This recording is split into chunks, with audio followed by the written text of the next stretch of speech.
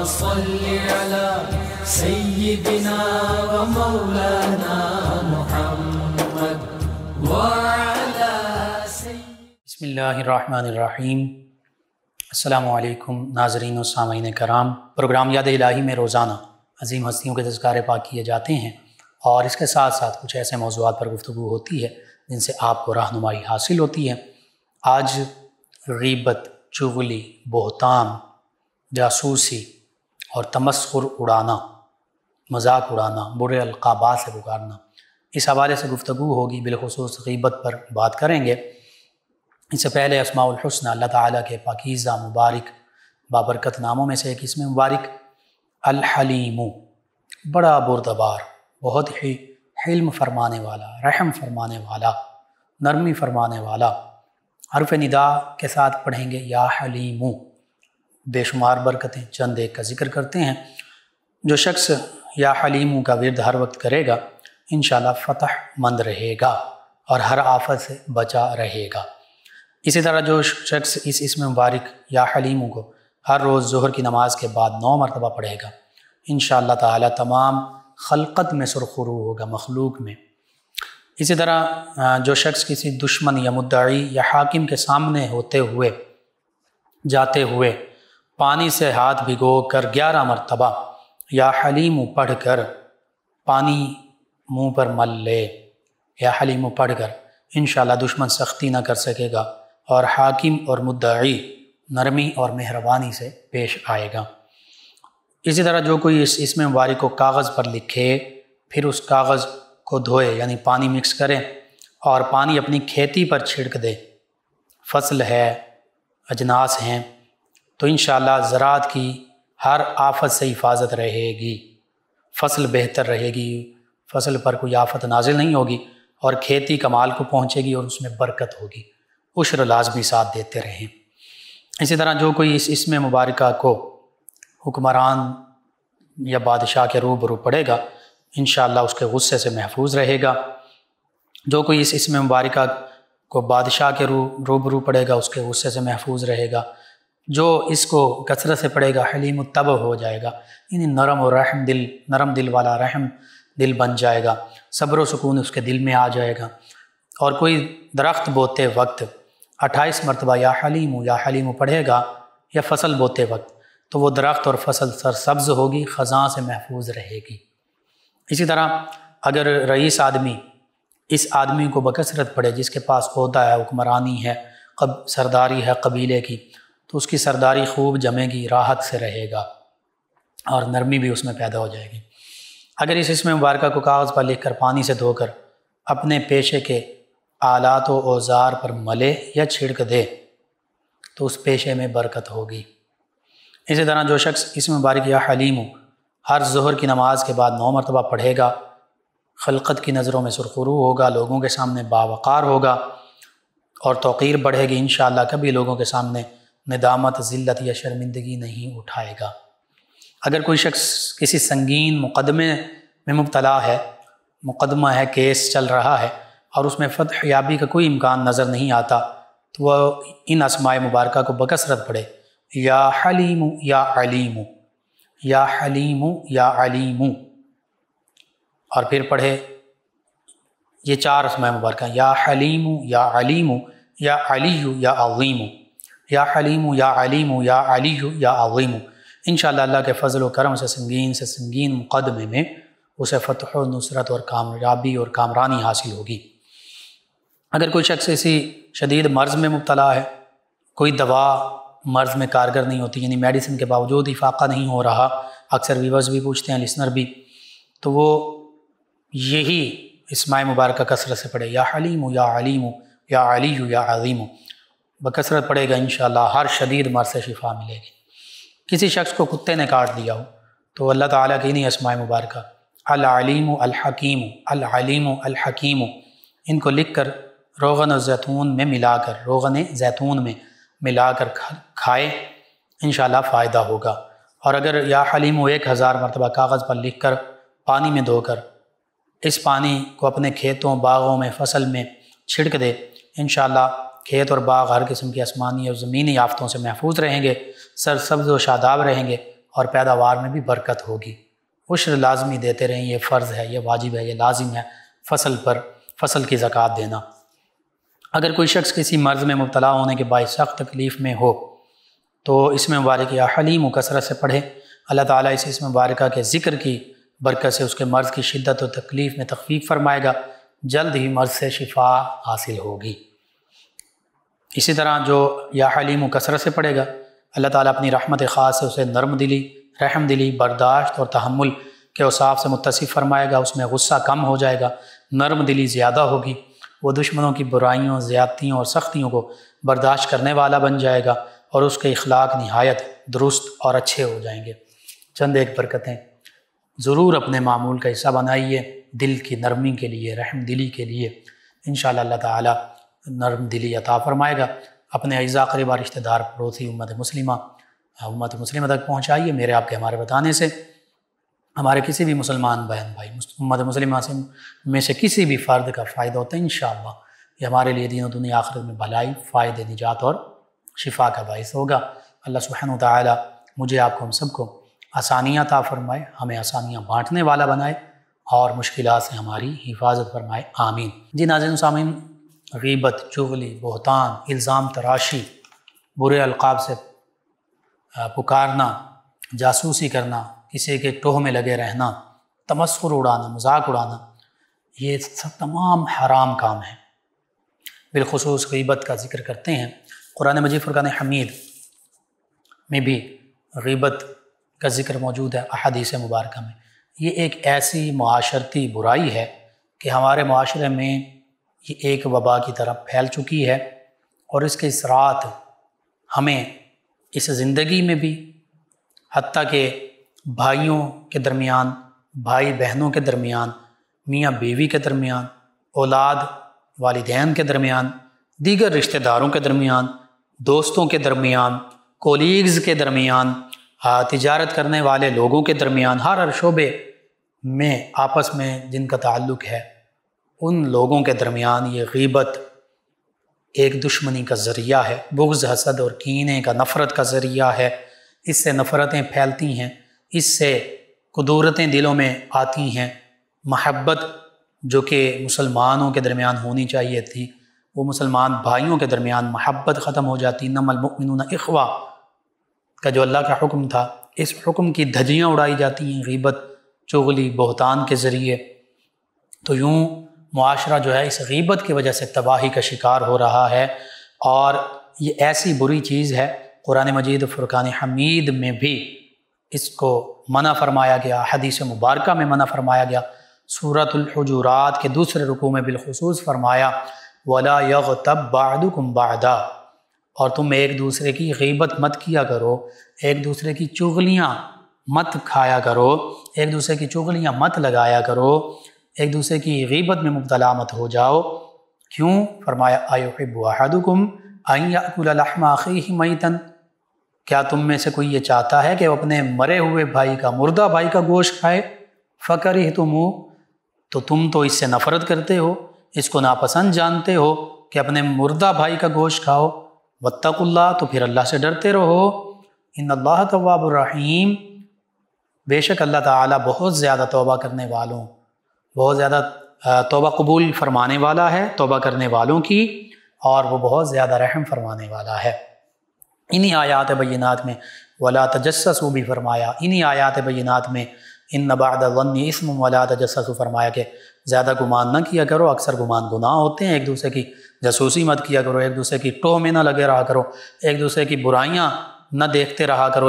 اس کوشش میں نہ رہو کہ فلاں کہاں سے آ رہا ہے، کہاں جا رہا ہے، کب آ رہا ہے، کیوں آ رہا ہے، کیوں جا رہا ہے، کیا کرتا ہے، کیا نہیں کرتا۔ ایک دوسرے کے عیب جوئی کی تلاش میں نہ رہا کرو، یہ کر رہا ہے، یہ کر رہا ہے، اس سے یعنی جاسوسی سے بھی منع فرما دیا، عیبوں کی تلاش سے بھی منع فرما دیا، ٹوہ میں لگے رہنے سے بھی منع فرما دیا، اور پھر برا گمان کہ پتہ نہیں یہ کر رہا ہے، یہ برا کام کر رہا ہوگا، یہ ادھر گیا یہ ضرور یہ کام کرے گا، یہ برا کام کرے گا، یہ برا عمل کرے گا، یہ ایسے کہے گا۔ تو بدگمانی سے بھی بچنا چاہیے، اس کی جگہ پہ حسن ظن رکھنا چاہیے، حسن ظن من العبادہ۔ فرمایا اپنے مسلمان بھائی کے بارے میں، دوسروں کے بارے میں اچھا گمان رکھنا یہ بھی عبادت ہے، تو پھر پتہ چلا برا گمان رکھنا یہ عبادت نہیں ہے، یہ عبادت کے برعکس معاملہ ہے۔ پھر اسی طرح جاسوسی کرنا، اور یہ آج ہمارے معاشرے کا المیہ بن چکا ہے، رشتہ داروں کی مختلف میاں بیوی، بیوی میاں کی جاسوسی تو، اور اس سے بھی بڑھ کے پھر دوست احباب بظاہر دوست بنے ہوتے ہیں لیکن ایک دوسرے کی غیبتیں بھی کر رہے ہوتے ہیں، جاسوسیاں بھی کر رہے ہوتے ہیں، عیب جو ہیں وہ بھی اچھال رہے ہوتے ہیں، اور پھر بدگمانیاں بھی کر رہے ہوتے ہیں۔ تو یہ معاملہ، یہ تمام چیزیں حرام ہیں، اور بعض کا پھر تمسخر، مذاق اڑایا جا رہا ہوتا ہے۔ اسی سورۃ حجرات میں فرمایا کہ اے ایمان والوں، مرد مردوں کا مذاق مت اڑائیں، ہو سکتا ہے جن کا تم مذاق اڑا رہے ہو تم سے بہتر ہو، عورتیں عورتوں کا مذاق مت اڑائیں، ہو سکتا ہے جن کا تم مذاق اڑا رہے ہو تم سے بہتر ہوں۔ تو یہ سارے حرام کام ہیں۔ ہم سمجھتے ہیں صرف شراب حرام ہے، یا رشوت اور سود اور جوا حرام ہے، یا جھوٹ بولنا ہی حرام ہے، یا رزق حرام کمانا ہی حرام ہے۔ بالکل یہ بھی حرام ہے، لیکن اخلاقی حوالے سے، معاملات کے حوالے سے جس طرح یہ حرام ہے، اسی طرح چغلی، غیبت، عیب جوئی، بدگمانی، جاسوسی، مذاق اڑانا، برے القاب، ولا تنابزوا بالالقاب بئس الاسم الفسوق بعد الایمان، یہ بھی اسی سورہ مبارکہ میں فرمایا کہ ایک دوسرے کو برے القاب سے مت پکارو، طنز کے طور پر ہم برے نام دے رہے ہوتے ہیں۔ فرمایا یہ یوں ہی ہے جیسے ایمان لانے کے بعد تمہیں کوئی کافر کہہ دے۔ تو کیا کوئی بندہ مومن، کوئی مسلمان اپنے آپ کو کافر کہلانا پسند کرتا ہے؟ نہیں پسند کرتا۔ اسی طرح کسی کو برے القاب سے بھی نہیں یاد کرنا چاہیے۔ بالخصوص غیبت کا ذکر ہو رہا ہے تو اللہ رب العزت نے فرما دیا کہ تم ایک دوسرے کی غیبت مت کرو، یعنی روک دیا، تو نص قطعی ہو گئی، یہ حرام ہے غیبت کرنا، اور غیبت سے رکنا یہ فرض ہے، ضروری ہے، واجب ہے، لازم ہے۔ تو ہم فرض اور واجب اور لازم اور ضروری عمل نہیں کر رہے ہوتے، بلکہ جو حرام ہے، جو ناجائز ہے، ممنوع ہے، جو گناہ ہے، وہ عمل کر رہے ہوتے ہیں۔ الا ماشاء اللہ ہماری جب بھی دوست اکٹھے ہو جائیں، خواتین اکٹھی ہو جائیں، حتیٰ کہ آج تو مرد بھی اکٹھے ہو جائیں، کولیگز اکٹھے ہو جائیں، رشتہ دار اکٹھے ہو جائیں، کوئی بھی مختلف گروہ کے لوگ اکٹھے ہو جائیں، تو جو موجود نہیں ہوگا اس کی غیبت شروع کر دیں گے۔ بظاہر اس کو یہ بھی کہہ رہے ہوں گے میرا بڑا دوست ہے،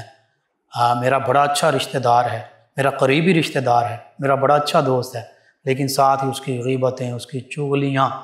حتیٰ کہ بعض اوقات غیبت سے بھی بڑھ کر معاملہ بہتان کی طرف چلا جاتا ہے۔ اللہ رب العزت فرما رہا ہے کہ یہ معاملہ نہ صرف گناہ ہے بلکہ ایسا کری گناہ ہے، ایسا ناپسندیدہ گناہ ہے۔ مثال ساتھ ارشاد فرمائی، ایحب احدکم ان یأکل لحم اخیہ میتا، فرمایا کیا تم میں سے کوئی یہ چاہتا ہے کہ وہ اپنے مرے ہوئے بھائی کا گوشت کھائے؟ فکرہتموہ، ساتھ ہی فرما دے تم تو اس سے کراہت کرتے ہو، اسے ناپسند جانتے ہو۔ تو فرمایا واتقوا اللہ، اللہ سے ڈرو۔ کیسے مردہ بھائی کا گوشت کھانا؟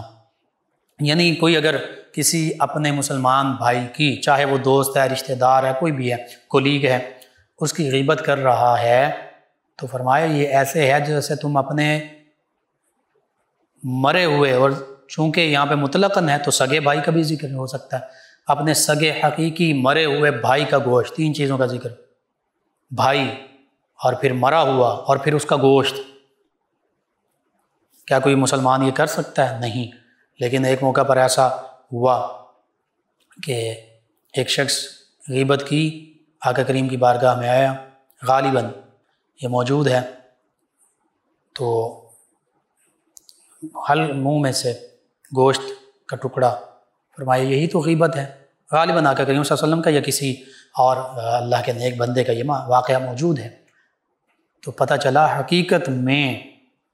غیبت کرنا یہ مرے ہوئے بھائی کا گوشت کھانا ہی ہے۔ اور اللہ فرما رہا کہ اگر غلطی سے تم کسی کی غیبت کر بیٹھے ہو، واتقوا اللہ، تو اب بھی وقت ہے اللہ سے ڈر جاؤ اور ڈر کر توبہ کر لو، کیونکہ ان اللہ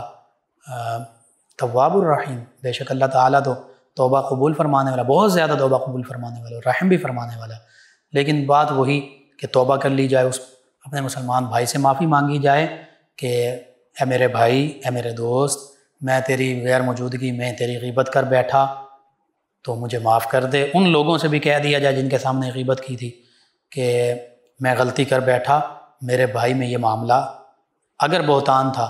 تو کہہ دے کہ یہ معاملہ نہیں تھا اور غیبت تھی تو میں غلطی کر بیٹھا، گناہ کا معاملہ کر بیٹھا، غیبت منع ہے،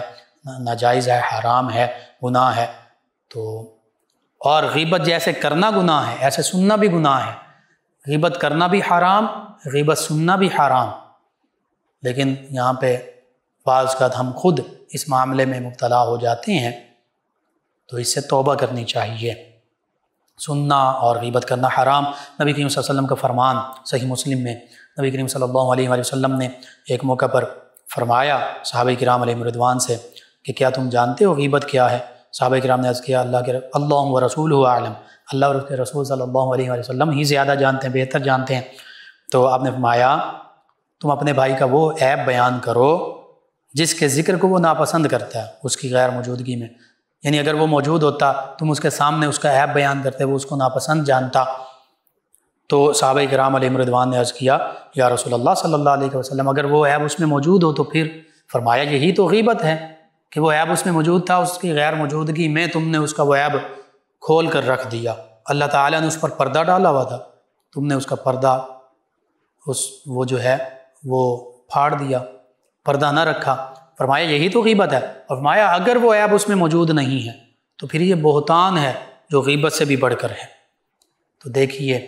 عیب موجود ہے اس میں، اس کی غیر موجودگی میں ذکر کیا، فرمایا کہ وہ اس کو برا جانتا۔ یہ ایسا ہی معاملہ ہے، میں ہوں، آپ ہیں، ہمارا کوئی بھی عیب بحیثیت انسان ہم میں کوئی عیب ہو سکتا ہے، کوئی خامی ہو سکتی ہے، وہ لوگوں کے سامنے کوئی بیان کر دے، ہمارا رشتہ دار، دوست، کولیگ، کوئی بھی، کیا ہم اسے اچھا سمجھیں گے؟ نہیں سمجھیں گے۔ اسی طرح جب ہم اپنا عیب جو ہم میں موجود ہے وہ دوسروں کے سامنے کسی کے ذریعے بیان ہونا وہ اچھا نہیں سمجھتے تو ہم دوسروں کے عیب کیوں بیان کرتے پھریں؟ اور من ستر مسلما سترہ اللہ یوم القیامہ، اس کی مخالفت کیوں کریں کہ اللہ کے حبیب صلی اللہ علیہ وسلم نے فرما دیا تھا جو کسی اپنے مسلمان بھائی کا عیب پوشی کرے گا، عیب کو چھپائے گا، اس کو اچھالے گا نہیں، لوگوں کے آگے بیان کرتا نہیں پھرے گا، فرمایا کل روز محشر اللہ تعالیٰ اس کے عیبوں پر پردہ پوشی فرمائے گا، اس کے عیبوں کو چھپائے گا۔ ستار العیوب ہے اللہ کی ذات، غفار الذنوب، ستار العیوب، عیبوں پر پردہ فرمانے والی اللہ کی ذات ہے، ہم اچھال رہے ہیں۔ غفار الذنوب، گناہ بخشنے والی اللہ کی ذات ہے۔ علام الغیوب، ہم سے زیادہ بہتر ہمارے معاملات جانتا ہے، لیکن وہ پردے بھی ڈالتا ہے، وہ گناہوں کو معاف بھی فرما دیتا ہے، لیکن ایک انسان ہے عیب، ہم دوسروں کے عیوب اچھال رہے ہوتے ہیں، بڑے یوں سمجھیے کہ زبان کے چسکے لے کر بیان کر رہے ہوتے ہیں، فلاں یوں، فلاں یوں، فلاں یوں، اور اس کو بڑا اچھا کام سمجھ رہے ہوتے ہیں، اور پھر اللہ تعالیٰ تو عیبوں پر پردہ ڈالنے کا حکم ارشاد فرما رہا ہے۔ اور پھر اسی طرح احادیث مبارکہ میں قاعدہ موجود ہے کہ سیدنا ماعز اسلمی رضی اللہ عنہ، آپ سے معاملہ ہوا زنا کا، آپ نے آقا کریم صلی اللہ علیہ وسلم کی بارگاہ میں عرض کیا، رجم کیا گیا، آپ وصال پا گئے، تو آپ کے اصحاب ساتھیوں میں سے کسی نے کہا کہ اللہ تعالیٰ نے پردہ ڈالا تھا۔ اب یہ معاملہ ایسا ہے، خود اس طرح کے شرعی حدود کے حوالے سے اقرار کر لینا، اگر توبہ کرتے تو اللہ اور ان کا معاملہ تھا پھر بھی بالکل صحیح تھا۔ آقا کریم صلی اللہ علیہ وسلم کا یہی فرامین مبارکہ کہ اگر بحیثیت انسان کوئی معاملہ ہو جائے اللہ سے توبہ کی جائے، رویا جائے، گر گڑایا جائے، لیکن ان ہستیوں کا کیا کہنا، یہ دنیا میں چاہتے تھے ہمیں سزا مل جائے، آخرت میں اللہ کے سامنے ہم سرخرو ہو جائیں۔ تو وہ ان کے اصحاب جو ساتھی تھے انہوں نے کہا کہ اللہ نے پردہ رکھا تھا، انہوں نے خود اپنی جان نہیں چھوڑی حتیٰ کہ سنسار کر دیے گئے۔ تو نبی کریم صلی اللہ علیہ وسلم نے سنا، ان کی باتوں کا جواب نہیں دیا، بلکہ پھر آپ نے فرمایا مردہ گدھے کے پاس سے گزرے، تو فرمایا کون تھے وہ جو ماعز اسلمی رضی اللہ عنہ کے بارے میں بات کر رہے تھے؟ تو فرمایا آؤ اس مردہ گدھے کا گوشت کھاؤ، یعنی غیبت کی تھی۔ اور فرمایا انہوں نے عرض کیا یا رسول اللہ صلی اللہ علیہ وسلم کون ان کا گوشت کھائے مردہ گدھے کا؟ تو فرمایا جو تم نے بھی اپنے بھائی کی عزت پامال کی، غیبت کی، اس کی غیر موجودگی میں اس کے بارے میں بات کی، اس کے عیب کو اچھالا، تو یہ اس مردہ کو کھانے سے زیادہ وہ سخت بات تھی جو تم نے کی ہے۔ اور فرمایا اس ذات کی قسم جس کے قبضہ قدرت میں میری جان ہے، ماعز اسلمی رضی اللہ عنہ تو اب جنت کے دریاؤں میں غوطے لگا رہے ہیں، یعنی اللہ تعالیٰ نے ان کی توبہ ایسے قبول فرمائی ہے کہ بخشش فرما دی ہے، جنتی ہیں۔ سچے دل سے توبہ کی جائے تو وہ گناہ نہیں رہتا، اس کے وہ نیکیاں بن جاتی ہیں، اور اللہ تعالیٰ ان گناہوں کو بھی معاف فرما دیتا ہے، اور گناہوں کی جگہ پر نیکیاں اللہ تعالیٰ عطا فرما دیتا ہے، نیکیاں لکھ دی جاتی ہیں۔ بہرحال یہ غیبت کرنے والے کی مثال مردار گوشت کھانے کے برابر ہے۔ تو غیبت کرنا، غیبت سننا دونوں حرام ہیں، اور اس کے ظاہری اثرات یہ ہوتے ہیں، نقصانات یہ ہوتے ہیں کہ جس کی غیبت کی جاتی ہے،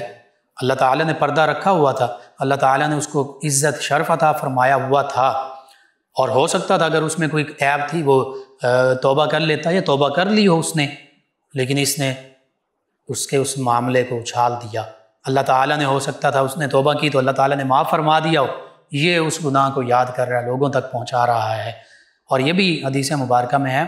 میں مفہوم عرض کر دیتا ہوں کہ جو اس طرح عیب اچھالتا ہے، غیبتیں کرتا ہے، تو فرمایا گیا کہ وہ خود بھی پھر انہیں عیوب میں مبتلا ہو جاتا ہے، جس کے بارے میں کہ ہو سکتا ہے وہ تو توبہ بھی کر لے اور ان عیوب سے بری بھی ہو جائے، لیکن اس نے چونکہ غیبت بھی کی تھی، اس کے عیب بھی اچھالے تھے، اب اس وقت تک مرے گا نہیں جب تک ان عیوب میں یہ پڑ نہ جائے۔ تو کتنا سخت معاملہ ہے، ہمیں اس سے بچنا چاہیے۔ اسی طرح نبی کریم صلی اللہ علیہ وآلہ وسلم، آپ خود بھی، آپ کے صحابہ کرام، یہ ہماری تعلیم کے لیے تھے تمام معاملات۔ جیسے جیسے تعلیم ملتی گئی، صحابہ کرام علیہ رضوان تو وراء الورا بلندیوں تک پہنچتے گئے، اور بلندیوں پر فائز ہیں، ان سے فیوز و برکات حاصل کرنے والے، پھر ان سے فیوز و برکات حاصل کرنے والے، ان چیزوں سے اللہ تعالیٰ نے پھر ان کو محفوظ رکھا، معصوم نہیں، محفوظ۔ اسی طرح سیدنا معاذ بن انس رضی اللہ عنہ، آپ فرماتے ہیں کہ نبی کریم صلی اللہ علیہ وسلم نے ارشاد فرمایا، جس نے کسی منافق کی باتوں سے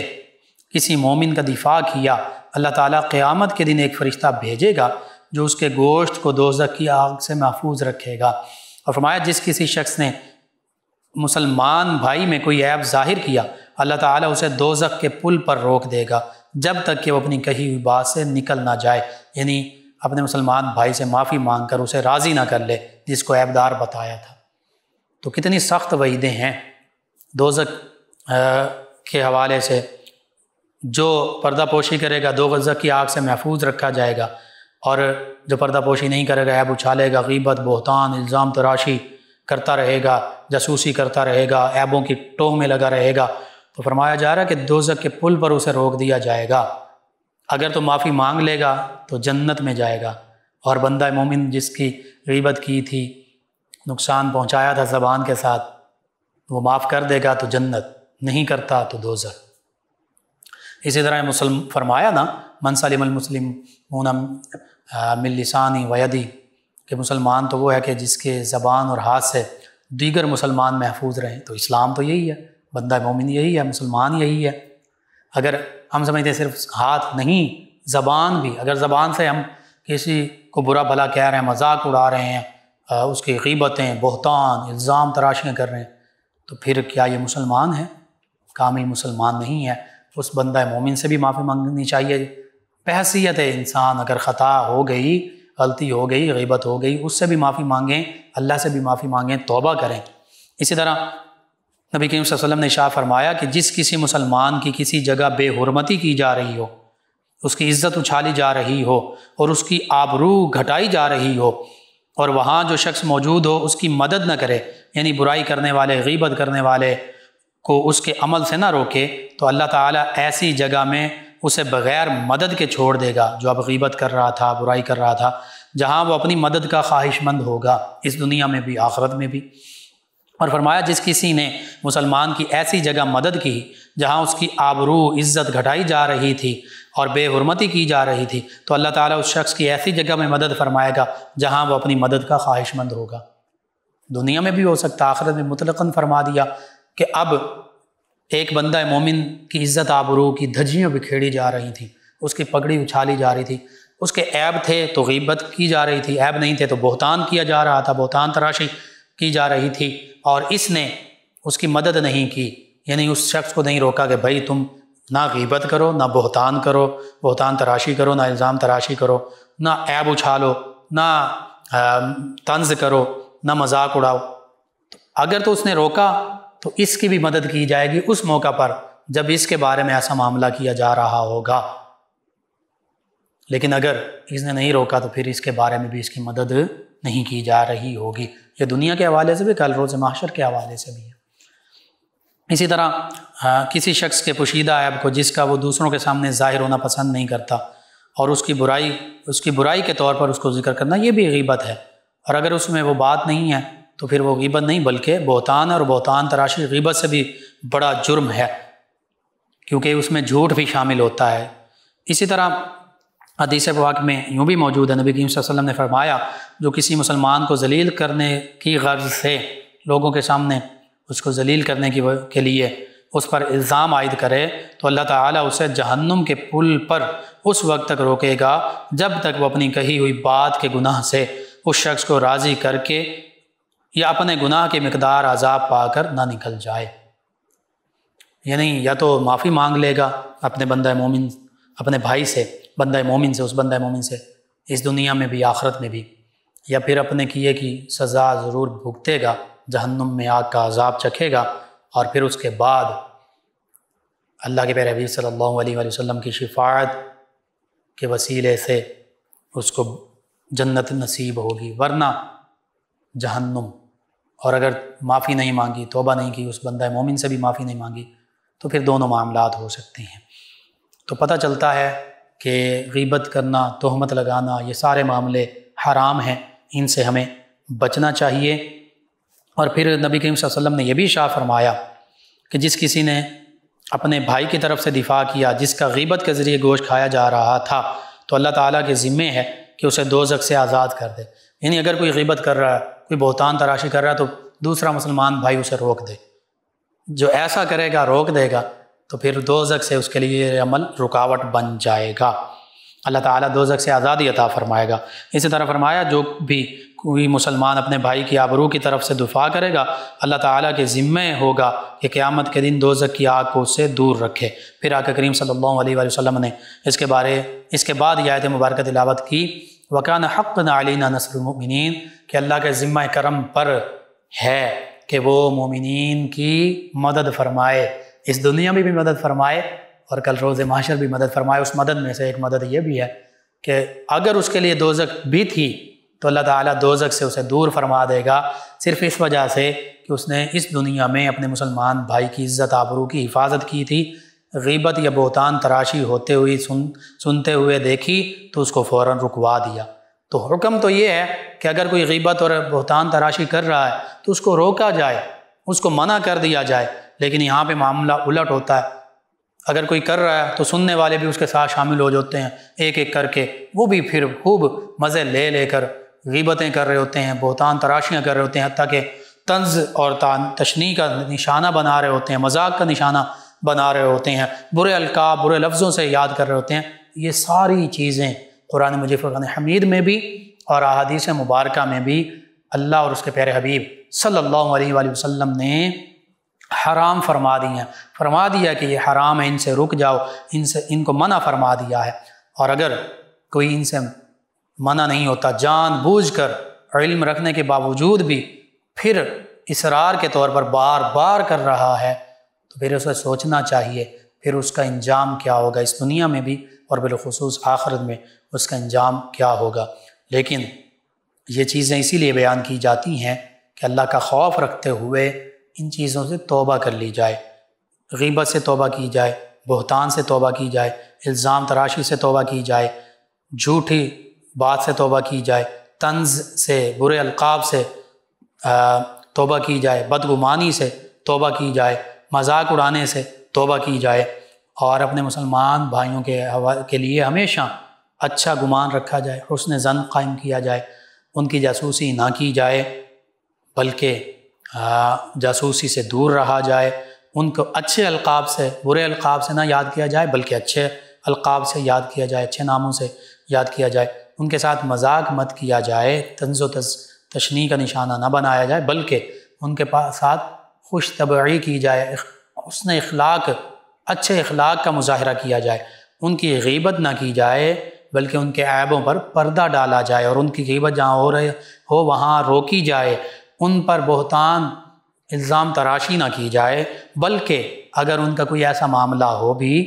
تو اس پر بھی پردہ ڈال دیا جائے تاکہ ہمارے عیبوں پر بھی پردہ ڈالا جائے۔ تو یہ ساری چیزیں حرام، ممنوع، ناجائز، گناہ، ان میں نہیں پڑھنا، پڑھ چکے ہیں تو گناہ توبہ کی جائے اور ان سے رک جایا جائے۔ کوئی پڑھ رہا ہے تو اس کو روکا جائے، بلکہ ان کے برعکس جو نیکی کے کام ہیں، جن کا حکم دیا گیا ہے، جو میں نے عرض کر دی ہے، اچھے اخلاق کا اظہار کیا جائے، اچھی بات، اچھی گفتگو، آسن انداز کے ساتھ ان کی خوبیاں وہ بیان کی جائیں، خامیاں بیان نہ کی جائیں۔ اللہ سبحانہ وتعالیٰ سے دعا ہے اللہ تعالیٰ مجھے بھی، آپ کو بھی، ہم سب کو ان معروضات پر عمل پیرا ہونے والا بنا دے، آمین۔ اللہم صلی علی سیدنا و مولانا محمد وعلی سیدنا۔ آپ سماعت فرما رہے ہیں پروگرام یاد الہی۔ ناظرین و سامعین، اس دوران ہمیں جوائن کیا ہے ہمارے لسنر ہیں، انہوں نے کہا کہ میرا نام نزاکت علی خان ہے، سلام کہتے ہیں۔ جی وعلیکم السلام۔ کہتے ہیں آپ کا پروگرام ماشاءاللہ بہت خوبصورت ہے اور پورے گھر والے سنتے ہیں، کافی اچھا ہے۔ آپ کو اور آپ کی ٹیم کو بیسٹ وشز۔ کہتے ہیں کہ سر میرے لیے دعا کر دیں، وظیفہ بتا دیں مجھے، میں پولیس جاب مجھے مل جائے، FA کیا ہوا ہے، اور کہتے ہیں کہ 4 لاکھ مانگتے ہیں جدھر بھی میں کہتا ہوں جاب کے لیے، اور کہتے ہیں کہ میں نے YouTube چینل پہ کام کرنا شروع کر دیا ہے، کیا یہ صحیح ہے؟ جی بالکل ٹھیک ہے، اور رشوت نہیں دینی چاہیے، بہتر یہی ہے آپ رشوت نہ دیں۔ اس حوالے سے یہ کہ اسلام آباد میں جو جابز آتی ہیں وفاقی سطح پر، ہو سکتا ہے میرے علم میں یہ بات آئی ہے کہ وہاں پر میرٹ پر بھرتی ہوتا ہے، آپ ادھر کوشش کیجئے۔ ایک دوسرا، آپ نفلی روزے 3 رکھیے اور فجر کی نماز کے بعد یا رزاقو یا رزاقو روزانہ 10,000 مرتبہ پڑھیں، اشراق کی نماز پڑھیں اور دعا مانگیں دوسرا، اور تیسرا درود تنجینا 1000 مرتبہ پڑھ کر خاص جاب کے لیے اللہ کے پیارے حبیب صلی اللہ علیہ وسلم کے وسیلے سے دعا مانگیں، انشاءاللہ آپ کے معاملات بہتر ہو جائیں گے۔ ایک اور لسنر ہیں منیا والا 198 چک سے، کہتے ہیں السلام علیکم لقمان بھائی۔ جی وعلیکم السلام۔ کہتے ہیں آپ کا پروگرام بہت اچھا ہے، میں آپ کا پروگرام روزانہ سنتی ہوں۔ بیٹا اور انہوں نے کہا کہ میرا بیٹا مٹی کھاتا ہے، اس کے لیے کوئی وظیفہ بتا دیں۔ جی کیلشیم کی کمی کی وجہ سے ہوتا ہے، آپ ہومیوپیتھی یا حکمت طب نبوی کے حوالے سے کسی اچھے معالج سے ملیں، علاج بھی کروائیں۔ اور وظیفہ میں عرض کر دیتا ہوں اس کے حوالے سے، وظیفہ یہ ہے کہ یا مانعو یا مانعو، یہ کم از کم 41 مرتبہ پڑھ کر پانی پر دم کر کے پانی بچے کو پلاتے رہیں، اور اس کے ساتھ ساتھ بار بار دم کر کے بچے پر پھونک مارتے رہیں آپ، انشاءاللہ اللہ تعالیٰ بہتری فرما دے گا، ساتھ علاج بھی لازمی کروائیں۔ یاسمین صاحبہ کہتے ہیں السلام علیکم۔ جی وعلیکم السلام۔ کہتے ہیں پروگرام بہت اچھا ہے، اور کہتی ہیں کہ مجھے لقوہ ہے، اس حوالے سے میڈیسن سے ٹھیک نہیں ہو رہی، کوئی وظیفہ بتا دیں۔ جی میں عرض کرتا ہوں، فالج اور لقوہ کا روحانی علاج یہ ہے کہ اشراق کی نماز پڑھیں صبح سورہ طلوع ہونے کے 20 منٹ بعد، اور پھر سورۃ الشمس 30ویں پارے میں ہے، 21 مرتبہ پڑھ کر لقوہ، فالج اور رعشہ کے مریض پر دم کر دیں، انشاءاللہ شفا نصیب ہوگی۔ آپ خود پڑھیں، اپنے اوپر بھی دم کر لیں، پانی پر دم کر کے پانی بھی پی لیں۔ اسی طرح اللہ تعالیٰ کا اسم ذات یا اللہ، یہ 100 مرتبہ سوتے وقت پڑھنے سے انشاءاللہ فالج اور لقوہ سے شفا حاصل ہوگی۔ آپ کے لیے بھی، دیگر بھی ہمارے ویورز اور لسنر پوچھتے رہتے ہیں۔ اسی طرح تیسرا یہ لا الہ الا اللہ 11 مرتبہ نہیں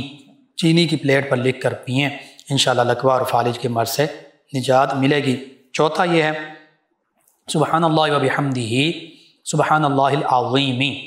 دوبارہ سماعت کر لیجئے، سبحان اللہ و بحمدہ سبحان اللہ العظیم، پھر آگے پڑھیں گے لا حول ولا قوت الا باللہ العلی العظیم، دوبارہ لا حول ولا قوت الا باللہ العلی العظیم۔ یہ نماز فجر کے بعد 3 مرتبہ ان الفاظ کو پڑھیں، ان کو پڑھنے والا انشاءاللہ غم سے، کوڑ سے، برس، فالج، لقوہ سے محفوظ رہے گا۔ تو یہ چند ایک علاج میں نے عرض کر دی ہیں، آپ ان سبھی کو اپنے معمول کا حصہ بنائیں، انشاءاللہ اللہ تعالیٰ شفا عطا فرمائے گا۔ نجمہ پروین صاحب ہیں، کہتے ہیں میرے بھائی نے 15 سال پہلے مجھ سے 40,000 لیے تھے، واپس نہیں دے رہا، آج کل اس کے پاس پیسے بھی ہیں، کوئی وظیفہ بتا دیں۔ جی سب سے پہلا وظیفہ یہ آپ محبت کے ساتھ اپنے بھائی سے کہیں کہ بھائی وہ میرے پیسے جو آپ نے ادھار لیے تھے وہ مجھے لوٹا دیں، اور اگر والدین ہیں تو ان کے ذریعے، دیگر بھائیوں کے ذریعے، پہلے خود کہیں تنہائی میں محبت کے ساتھ، انشاءاللہ وہ آپ کو لوٹا دیں گے۔ اگر 2-3 مرتبہ کہیں وقتاً فوقتاً نہیں لوٹاتے تو پھر اپنے بہن بھائی یا والدین ان سے کہیں، پھر بھی نہیں لوٹاتے تو پھر یہ وظیفہ ہے یا مالک الملکی، اور ایک دوسرا انا للہ و انا الیہ راجعون، یا مالک الملکی 10,000 مرتبہ پڑھیں، انا للہ و انا الیہ راجعون، اور درود پاک یہ کثرت سے پڑھیں، اور اللہ سے دعا مانگیں، اللہ تعالیٰ بہتری فرما دے گا۔ شبیر حسین صاحب انہوں نے کہا کہ آپ نے ایک لفظ بتایا تھا لکھنے کے لیے کہ چراغ میں لکھنا یا وہ چراغ کے اندر لکھنا یا باہر؟ جی وہ چراغ کے اندر لکھنا ہے، اور کہتے ہیں دوسرا یہ کہ منت کی چیز خود بھی کھائی جا سکتی ہے یا نہیں؟ جی خاص طور پہ اگر آپ خود بھی صاحب نصاب نہیں ہیں اور شرعی جو فقیر ہے اس میں شامل ہیں تو آپ خود بھی کھا سکتے ہیں۔ بہتر یہی ہے کہ جو مسکین ہیں، جو فقیر ہیں، جو ضرورت مند ہیں، ان کو ضرور کھلائیے آپ۔ ان کے علاوہ میں جوائن کے ایک اور لسنر کہتے ہیں السلام علیکم۔ جی وعلیکم السلام، کہتے ہیں کیا حال ہے آپ کا؟ جی الحمدللہ، کہتے ہیں پروگرام بہت اچھا ہے، اور انہوں نے غالباً یہ بھائی ہیں یا رشتہ دار ہیں، نام لکھے ہیں، ملک اویس ہیں، عبداللہ ہیں، حمزہ ہیں، اظہر ہیں، بابر ملک ہیں، اور ملک اقبال، ملک حسن ملک پور سے۔ جی آپ تمام ملک صاحبان کا شکریہ، آپ نے ہمیں جوائن کیا اور ملک پور سے ہیں، بہت شکریہ۔ آپ تمام ویورز، تمام لسنرز کا، آپ ہمارے پروگرام کو سماعت کرتے ہیں، اپنے پسندیدگی سے نوازتے ہیں، فیڈ بیک سے آگاہ کرتے ہیں۔ ناظرین و سامعین، پروگرام یاد الہی کا وقت ختم ہوا چاہتا ہے، انشاءاللہ کل صبح دوبارہ آپ سے ملاقات ہوگی پروگرام یاد الہی میں۔ اپنے میزبان محمد لقمان رضا اور ہماری ٹیم کو اجازت دیجیے، اللہ نگہبان۔ اللہم صلی علی سیدنا و مولانا محمد